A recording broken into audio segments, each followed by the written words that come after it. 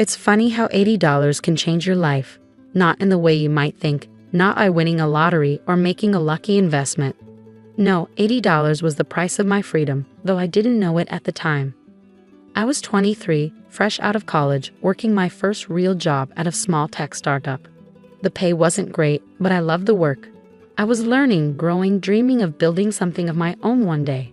My parents, though, they had different ideas about success. "Olivia, we need to talk," my mother's voice crackled through the phone one evening. I was still at the office, debugging code that would later become the foundation of my company. "Your father and I are a bit short this month. We need $80 for the cable bill." It wasn't the first time they'd called asking for money. Ever since I'd started working, they treated my bank account like their personal emergency fund. 20 here, 50 there, small amounts that added up to thousands over time.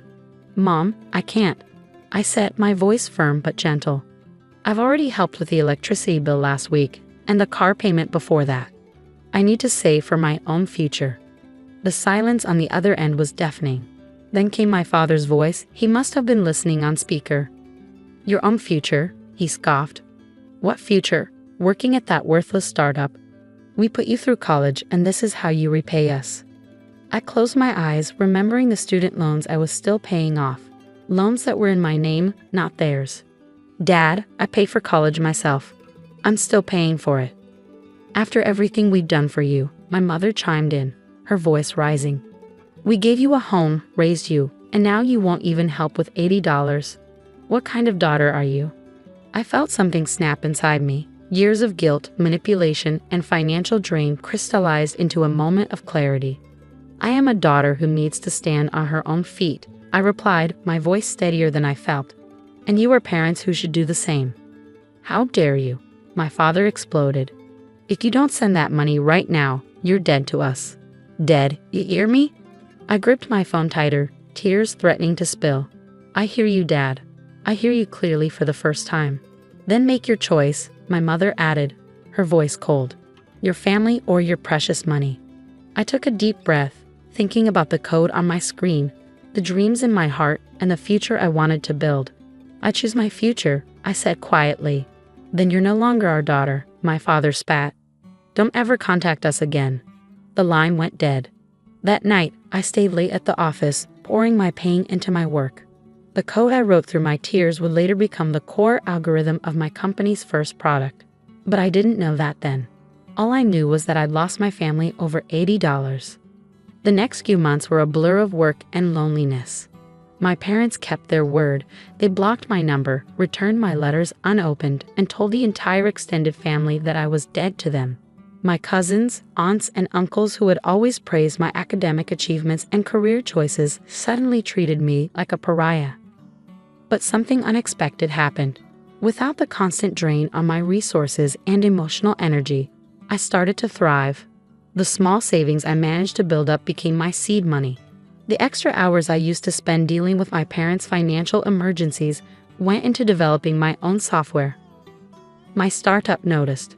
6 months after that fateful phone call, my boss called me into his office. "Olivia, the algorithm you developed, it's revolutionary. We want to make it the centerpiece of our new product line, and we want you to lead the project." I threw myself into the work. Every rejected family dinner invitation became an extra hour of coding. Every holiday spent alone turned into a new feature development. The pain of being disowned fueled my determination to succeed. A year later, I had a choice to make. The company wanted to buy my algorithm outright for a substantial sum. It was more money than I'd ever seen, enough to pay off my student loans and still have plenty left over. But something told me to hold on to it. This wasn't just code anymore. It was my ticket to independence. Instead of selling, I made a bold proposal. I would start my own company with my algorithm as the foundation and partner with them instead. To my surprise, they agreed. More than that, they invested. Olive Tech was born in a small office with 3 employees. Me, a junior developer I'd mentored, and a sales rep who believed in my vision. We worked impossible hours, lived on coffee and determination, and poured everything we had into making it work. The first year was brutal. I lost count of how many times I nearly gave up, how many nights I cried myself to sleep wondering if my parents were right about me. But each morning, I got up and tried again. Then came our first major client, then another, and another. By the end of year 2, we had 20 employees. By year 3, we had to move to a bigger office. Our software was doing things nobody else in the industry had thought possible, solving problems others hadn't even recognized yet. I kept tabs on my family through LinkedIn and occasional updates from the few relatives who still spoke to me. I learned that my father had been promoted to middle management at his company. My mother still worked part-time at the local library. They still lived in the same house, still complained about money, still told everyone who would listen about their ungrateful daughter who abandoned them. Little did they know that the small startup they dismissed was about to become one of the fastest-growing tech companies in the country. Little did they know that their worthless daughter was on the verge of something extraordinary. But they would find out soon enough, because after 5 years of silence, after building my company from nothing to the edge of a major breakthrough, I was about to appear on national television, and I knew they would be watching. The morning of my television appearance, I stood in front of my full-length mirror, adjusting my blazer. The woman staring back at me was a far cry from the broken 23-year-old who had lost her family over $80. My clothes were tailored now, my posture confident, my eyes clear and focused. "Miss Carter, the car is here," my assistant, Michael, called from the living room of my penthouse apartment. The drive to the studio was surreal. CNBC had reached out after OlivTech's latest innovation hit the market, an AI-driven software solution that was revolutionizing supply chain management. Our company valuation had just hit $80 million, a number that felt like poetic justice. "Just remember," Michael said, reviewing our prep notes, "they'll want to focus on the technology, but they'll probably ask about your background too. Are you sure you want to tell the whole story?" I nodded. "It's time." The studio lights were bright, the makeup artist's final touches perfect. As I sat across from the interviewer, Sarah Chin, I thought about my parents' small TV in their living room. They never missed the morning business news. Today we're joined by Olivia Carter, founder and CEO of OlivTech, the company that's been making waves in the tech industry. Sarah began. "Olivia, your company just hit an $80 million valuation. That's impressive for any startup, but especially one that began just 5 years ago. Tell us how it all started." I took a deep breath. "Actually, Sarah, it started with $80. Not in the way you might think, not as an investment or a loan. It started when I lost my family over $80. The interview went quiet. This wasn't in the prep notes. "Would you elaborate on that?" Sarah leaned forward, intrigued. So I told the story. All of it. The constant financial drain, the manipulation, the final phone call, the disownment. I spoke about building something from nothing, about turning pain into motivation. When they cut me off, they thought they were punishing me, I said, looking directly into the camera. Instead, they set me free. That $80 they demanded, it would have been gone in a moment. Instead, it became the seed of an $80 million company. My phone started buzzing before I even left the studio. First came the text from my cousin Sophia, the only family member who had stayed in touch. "OMG, Aunt Linda and Uncle Dave, my parents, are losing it. They're calling everyone in the family." Then came the calls, dozens of them from blocked numbers. I knew who they were from. I handed my phone to Michael. "Screen these for me, please." Back at the office, my team greeted me with applause. They all knew my story now, understood why I pushed so hard, worked so long. But I barely had time to acknowledge their support before Michael rushed in, his face pale. "Your parents are in the lobby." I stood by my office window, looking out at the city skyline I had helped reshape. "Send them up." They burst through my office door moments later. My mother, wearing the same pearl necklace she'd had for 20 years. My father, his face red with a mixture of anger and something else. Was it embarrassment? "How dare you?" My mother started. "How dare you air our private business on national television?" I turned slowly.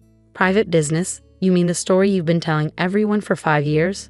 About your ungrateful daughter who abandoned her family?" "We came to give you a chance to apologize," my father cut in. "To make things right." I laughed softly. "Make things right? You mean now that I'm worth something to you?" "We're your parents," my mother cried.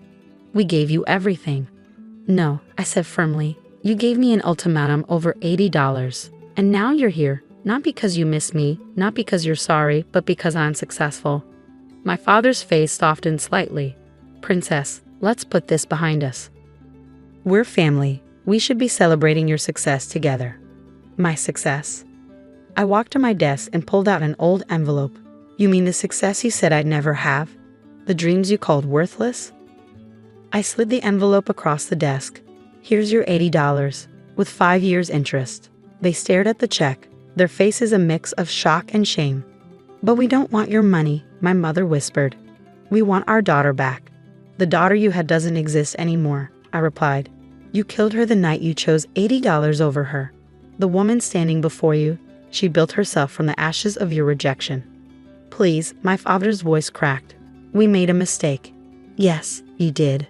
I agreed. And it was the best thing you ever did for me, because it taught me exactly what I'm worth. And it's a lot more than $80.